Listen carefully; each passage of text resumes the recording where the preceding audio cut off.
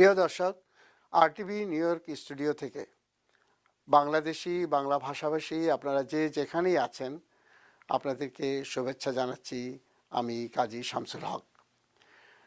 আমাদের নিয়মিত আলোচনা নিউ ইয়র্ক বিজনেস টুডে অনুষ্ঠানে আজকে আমাদের অতিথি আছেন নিউ ইয়র্কের সুপরিচিত স্বনামধন্য সিপিএ খন্দকার এম হক।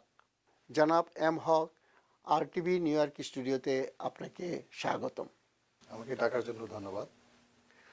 আচ্ছা হক সাহেব, তার আগে আপনি বাংলাদেশের সর্বোচ্চ বিদ্যাপীঠ ঢাকা বিশ্ববিদ্যালয় থেকে উচ্চ শিক্ষা লাভ করেছেন। তারপর আপনি যতটা জেনেছি আপনি যুক্তরাজ্যে এসে পড়াশোনা করেছেন। তারপর আপনি এসেছেন ইউএসএ, যুক্তরাষ্ট্রে, এবং এখানেও আপনি পড়াশোনা করেছেন। তারপর আপনি বিভিন্ন বড় বড় প্রতিষ্ঠানে সিপিএ হিসেবে এবং অ্যাকাউন্টস কন্ট্রোলার হিসেবে কাজ করেছেন। এখন আপনি নিজের ব্যবসায় করছেন, সেখানে আপনি সিইও হিসেবে কাজ করছেন। তো এই সম্পর্কে আরেকটু বিস্তারিত আমাদের দর্শকদের উদ্দেশ্যে বলেন। জি, আসসালামু আলাইকুম দর্শক। আমি ঢাকা বিশ্ববিদ্যালয় থেকে এমকমে ফার্স্ট হই এবং একই সময়ে কস্ট অ্যান্ড ম্যানেজমেন্ট অ্যাকাউন্টেন্ট যে ডিগ্রিটা আছে সেটাও করি।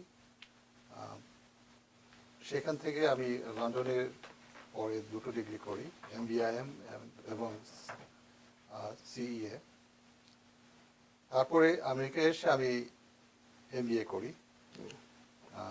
এমবিএতে ডেল্টা নিয়ে অনার নিয়ে পাশ করি। তারপরে আমি আমার সিপিএ করি এবং একটার পর একটা আরও সব মিলিয়ে 6টা ডিগ্রি আমেরিকাতে করি। আচ্ছা, বেশ 6টা লাইসেন্স করি। ইন্টারেস্টিং। যেটা আমার প্রফেশনের একটা অ্যাচিভমেন্ট বলতে পারেন। তারপরে আমি সরকারি দপ্তরেও বেশ অনেকদিন, প্রায় 20-25 বছর কাজ করেছি। আপনি মানে সরকারি প্রতিষ্ঠান আমেরিকা? হ্যাঁ। আচ্ছা আচ্ছা। তো সেখানে আমি এখানে বড় বড় প্রতিষ্ঠান ফরচুন 500 কর্পোরেশন অডিট করেছি। তার মধ্যে নাম বলতে পারি ফাইজার, ফিলিপ মরিস, গাইকো, আপনাদের মিডিয়া জায়ান্ট ভায়াকম, তারপরে আপনার অন্যান্য যে গভর্নমেন্ট এজেন্সিগুলো আছে, NYPD, school districts, CUNY, state university, এগুলো বিভিন্ন রকম, এবং school, village, fire district, water district, সব অডিট। আচ্ছা, আপনি তাহলে আমাদেরকে জানাবেন যে আপনি এই যে প্রতিষ্ঠানগুলিতে কাজ করলেন, সেগুলিতে কাজ করার ফলে আপনি আমাদের দেশের সাথে কি পার্থক্যটা দেখলেন?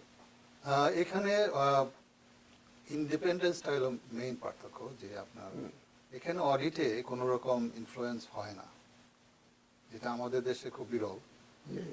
এখানে ইনফ্লুয়েন্স হয় না, অডিট রিপোর্ট এখানে খুব পাওয়ারফুল।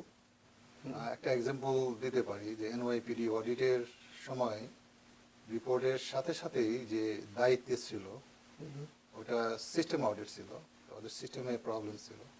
সাথে সাথে সেই ভদ্রলোক বললো যে আমি আমার দপ্তর থেকে আমি এখন রিজাইন করতেছি, আই টেক দ্য রেসপন্সিবিলিটি। আমরা যখন ক্লোজিং কনফারেন্স হলো, আই টেক দ্য রেসপন্সিবিলিটি, আমি রিজাইন করলাম এই দপ্তর থেকে। এই যে আমাদের এদের যে দায়িত্ব নেওয়া এবং স্বীকার করা, সেটা স্বচ্ছতা, এইটা মনে হয় আমাদের দেশে বিরল, সেটাই দেশে আছে। আপনি যথেষ্ট অভিজ্ঞতা অর্জন করেছেন।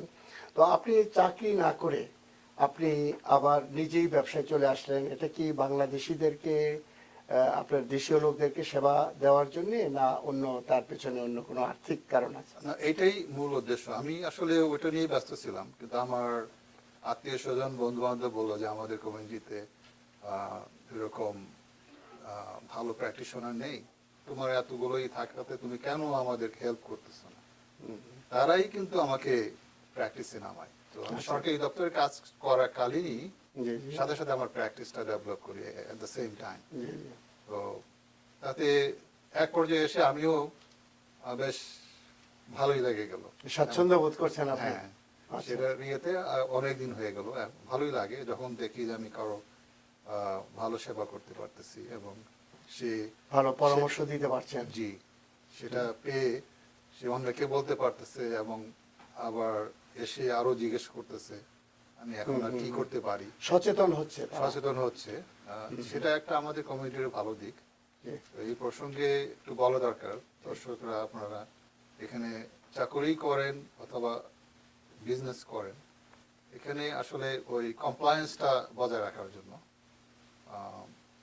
চাকরির ক্ষেত্রে যে কমপ্লায়েন্স, বিশেষত ট্যাক্স ফাইলিংটা ইজ ভেরি ইম্পর্টেন্ট, সঠিকভাবে করা। বিজনেসের ক্ষেত্রে সঠিকভাবে বিজনেসটা দাঁড় করানো এবং বিজনেসের যে কমপ্লায়েন্স, জি। বিজনেস রিটার্ন ফাইল করা, এটা টাইমলি এবং অ্যাকুরেটলি ফাইল করা, এটা খুবই ইম্পর্টেন্ট। কারণ এই দেশে বড় হইতে গেলে কিন্তু কমপ্লায়েন্সটা খুবই ইম্পর্টেন্ট। নন কমপ্লায়েন্স যারা আছে তারাই কিন্তু হোঁচট খায়। আমি এমনও দেখা গেছে যে খুব ভালো ব্যবসা করতেছে, কিন্তু সে মনে করতেছে না যে এই যে কমপ্লায়েন্স গুলো অত ইম্পর্টেন্ট।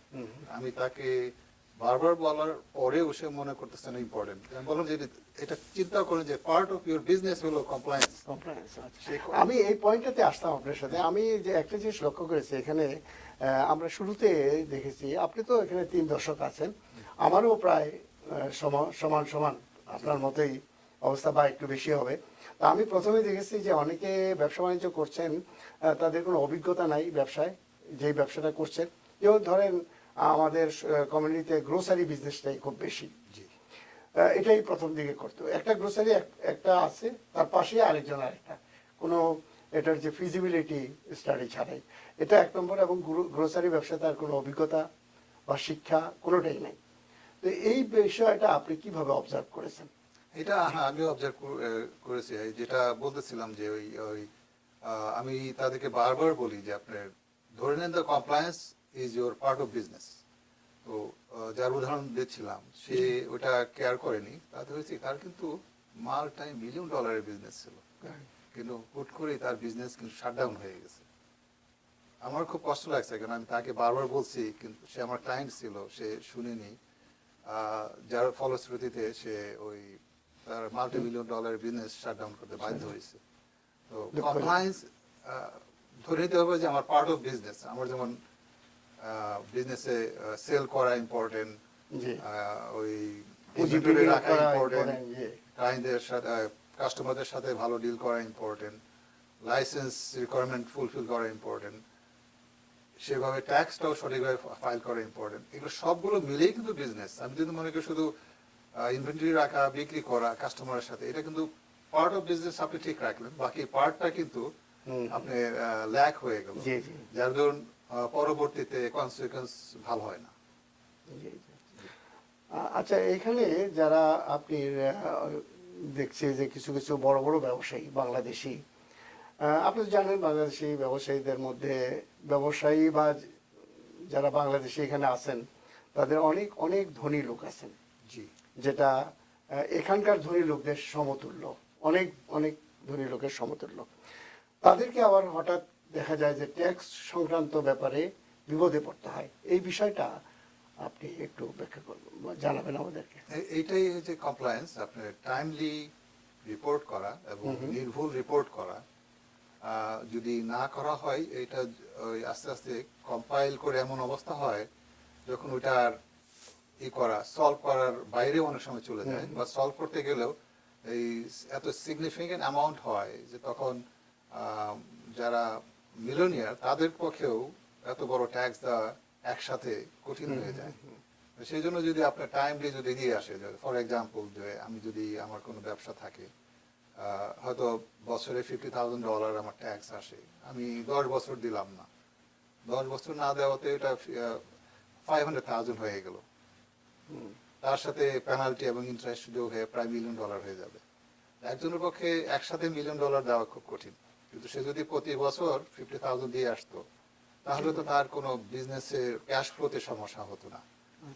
টাইমলি করা এবং কমপ্লায়েন্স বজায় রাখা ইম্পর্টেন্ট। আর একবার যদি ডিফল্টার হন, তাহলে ওই সরকারি দপ্তরও আপনাকে মানে অন্য রকম ভাবে দেখবে।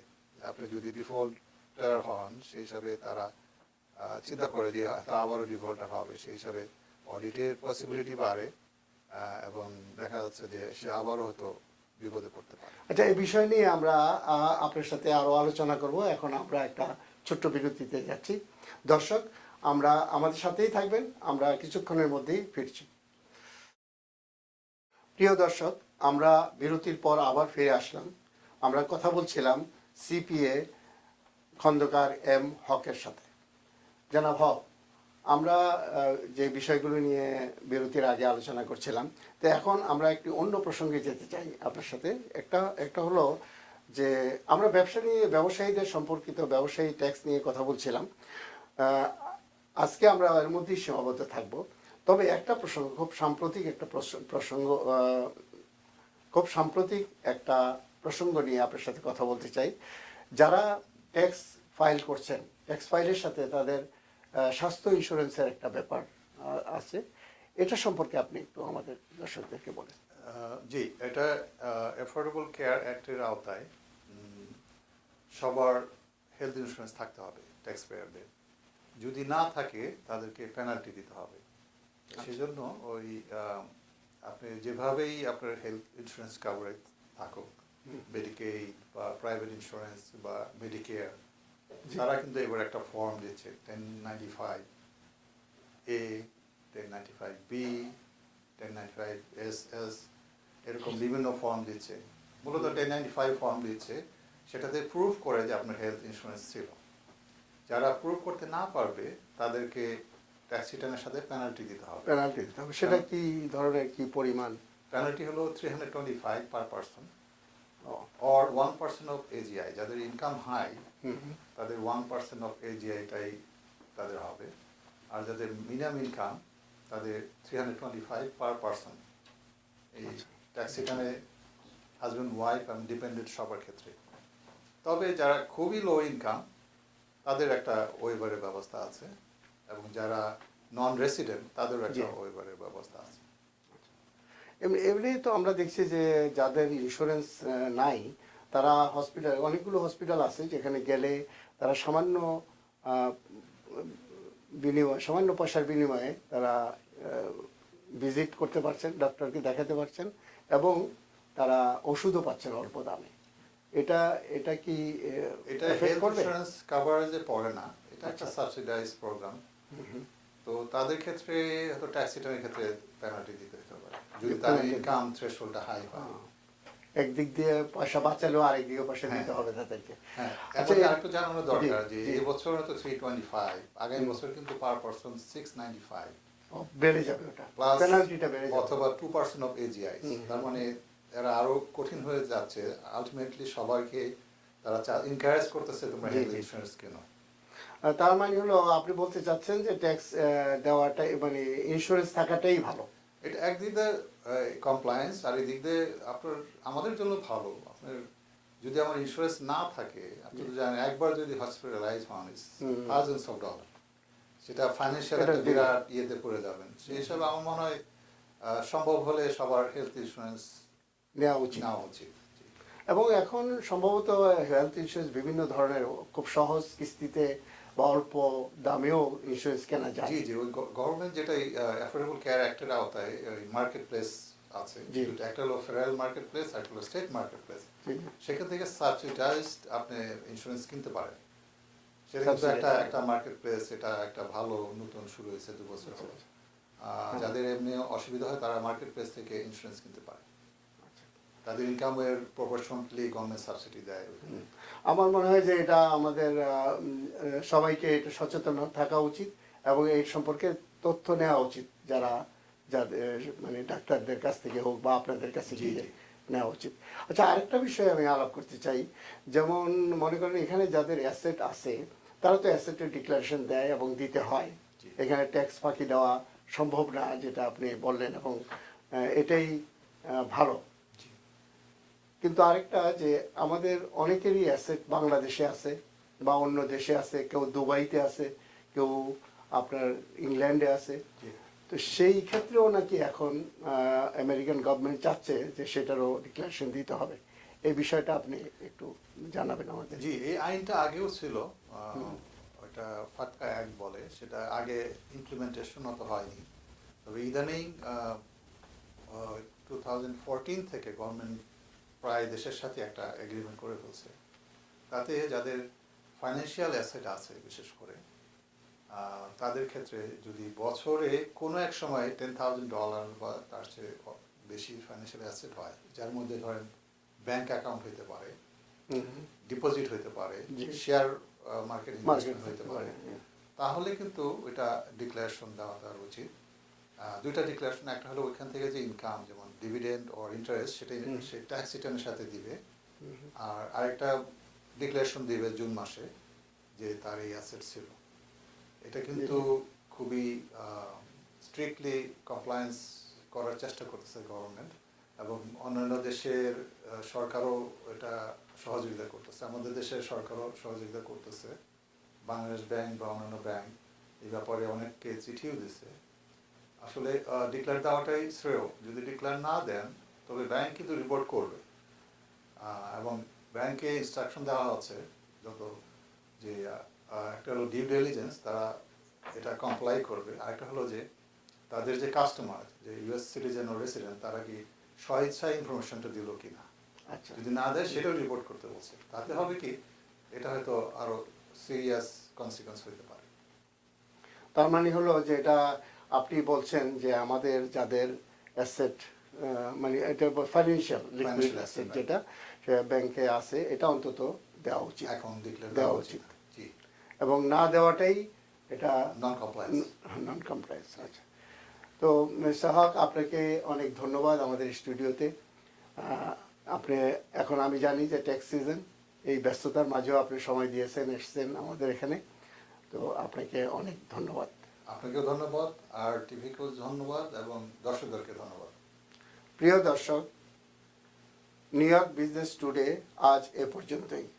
আগামীতে আবার দেখা হবে আপনাদের সাথে অন্য কোনো অতিথিকে নিয়ে। আপনারা যে যেখানেই থাকুন, ভালো থাকুন, সুস্থ থাকুন, এবং অবশ্যই ট্যাক্স সচেতন থাকুন।